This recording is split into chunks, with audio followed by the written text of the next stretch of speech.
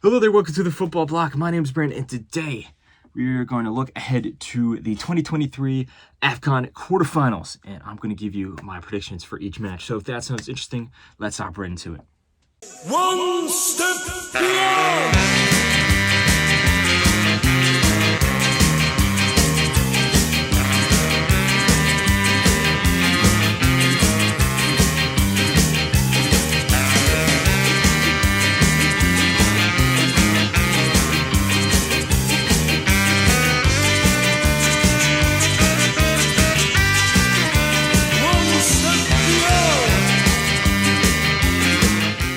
So the quarterfinals are finally here. We have 8 teams left, 4 games, as we get closer and closer to crowning the Kings of Africa. So I'm going to go game by game. I'm going to give an analysis, looking at each team, what's important about each team, how far they've made it, how they match up against the other team, and then of course I'm going to give a score prediction.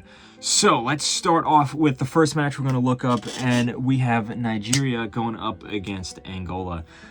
This is going to be a really interesting game. Obviously, on paper, Nigeria by far the better team. But if you look at how these teams have played up to this point, it is actually very, very close. I mean, Nigeria started off the tournament a little shaky. They barely tied with Equatorial Guinea. They beat Ivory Coast, but it was a game that both teams kind of had a subpar performance, and then they did just enough to eventually top the group, beating Guinea-Bissau and making it to the knockout stage. However, Nigeria had a very, very good performance against Cameroon there, eliminating them in the round of 16. That being said, there's still some issues in this Nigerian team. Obviously, their defense has been pretty good, despite not being the most talented. Their midfield is okay. Their attack is where all the talent is, and yet the attack really just isn't clicking. It's just Osimhen, basically.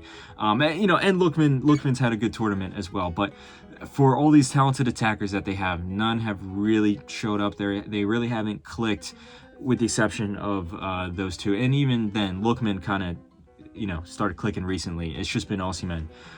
As for Angola, they're a team that not many people really expected much of, and yet they were able to tie Algeria, and in a group with Algeria, Burkina Faso, and Namibia, they were able to top the group, defeating Burkina Faso, which was a very important victory there. And then in their last match, they completely tore apart Namibia there. Great performance from them so far, in particular in terms of their attack. When you look at these two teams lining up here, it is really hard to split them. I think, though, that Nigeria slightly just have a better defense. And then also with just the way that Osimhen has been playing this tournament, I think that he, in my opinion, you can argue he's been the player of the tournament so far. So I'm going to say that because of those two reasons, I'm going to give the edge to Nigeria. I think that they're going to win. It's going to be super, super close. I think they're going to win 1-0 after a goal from Osimhen. So on to the next match, and we have DR Congo versus Guinea. And this is a game that I genuinely don't know who's going to go through. I genuinely don't really have a clear opinion. It just seems so close. I mean, Guinea, I think, had a average group stage. They tied Cameroon, which was a good result there, but then they got beat pretty handily by Senegal as well. But in their last match, the performance against Equatorial Guinea was a very, very commendable performance. I thought they played pretty well. It was a very professional performance all around the pitch. Versus DR Congo, who they look like they're always a team that could go to another level. They tied every single game up until this point. Every single game, the group stage, they tied, and then they also tied Egypt, and then they ended up going through on penalties in the round of 16. That being said, you can look at it one way and say, oh, they haven't won a single game. But you can also look at it and say, well, they haven't lost a single game either. And then that includes not losing to both Morocco and Egypt, as I just said. And they have a lot of very talented attacking players. The only problem is they're just not clinical. They create so many chances, and they just don't put them in the back of the net. But defensively, they're not bad. So I think this game is going to go down to the wire. I think it's going to be 1-1. I think both teams are going to score maybe early on in the match, and then it's going to go into extra time, and still there's going to be nothing to split these teams. I think both of them are probably going to spur a bunch of chances, and then we're going to get to penalties. And at that point, it is a toss-up, and then I'm just going to say Guinea. It could go either way. I really don't know, but I'm just going to go with Guinea there. On to the next match, we have Mali going up against a host, Ivory Coast. And Mali has had a pretty good performance up until this point. In particular, I think their last match against Burkina Faso, defeating them, was a very momentous result, bringing them to the quarterfinals and the first time in a while.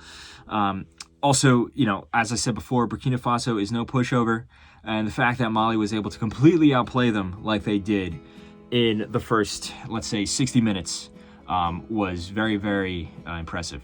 Now, the issue, though, is Burkina Faso did score, and then they were very close to scoring an equalizer there. Mali almost bottled it in the last 15 minutes of the match. So this team, while they're in great momentum, they have great, just the ball is rolling forward for them. There are still some flaws in this team. And Ivory Coast is very similar. Ivory Coast probably should not have gotten to this stage when you look at how poor they were in the group stage. They started off with a great win against Guinea-Bissau, but then they got beat by Nigeria, and then they got completely torn to shreds by Equatorial Guinea. They're losing 4-0. Now, that doesn't tell the full story. They had some chances that they should have scored against Equatorial Guinea. And also, it's not to say that they got completely outplayed by Nigeria either. But still, that was an embarrassing result. They fired their coach. A new guy came in, Faye. He coached his first ever game as a head coach in the round of 16 against Senegal, the defending champions, best team in Africa, arguably. And Ivory Coast somehow won. And it wasn't a fluke result either. Yes, they got outplayed in the first half, but they bounced back in the second half. The crowd is on their side, of course. They are the host nation. So when you look at these two teams up against each other, I think it is going to be very, very close. But I think because of just that the new manager boost, which is a cliche a lot of people talk about, but in this case, it is very much true. And then also, just the home advantage, having all the crowd on your side. I think that Ivory Coast is going to come out on top. I think it's going to be 2-1. I think that, like I said, it's going to be very close. It's probably going to go to extra time, but I think, I'm just going to say Franck Kessié is going to show up again with a important goal, maybe a penalty, because he likes scoring penalties.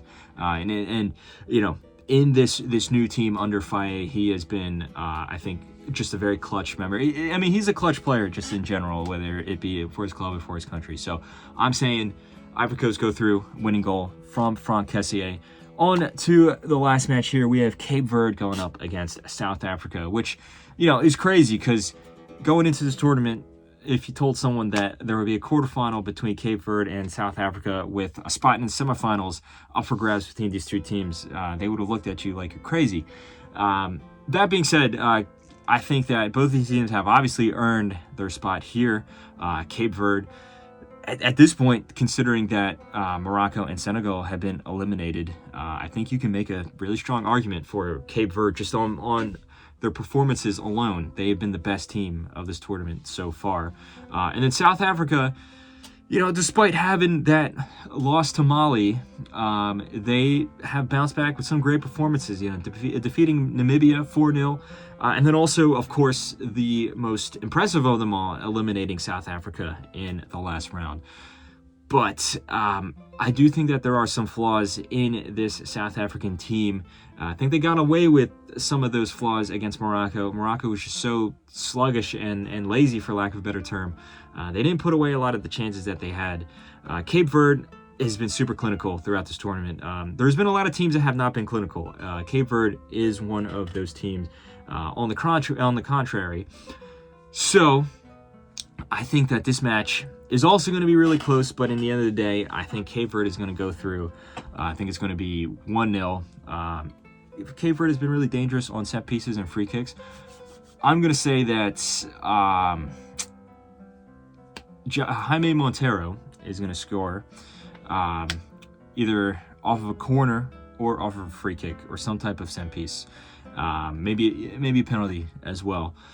And with that, Cape Verde is going to overcome South Africa. So my 4 semifinalists, if my predictions are correct, are going to be Nigeria, Guinea, Ivory Coast, and Cape Verde. Let me know if you agree or disagree. Obviously, there's a lot of stuff to disagree on. Some stuff that I said. I made some, pretty contentious decisions here. Let me know what your predictions are in the comment section below. Don't forget to like and subscribe. Share this video with a friend. Follow the Football Bloc on social media. But anyway, guys, my name's Brandon, and I hope you guys have a nice rest of your night. One step beyond.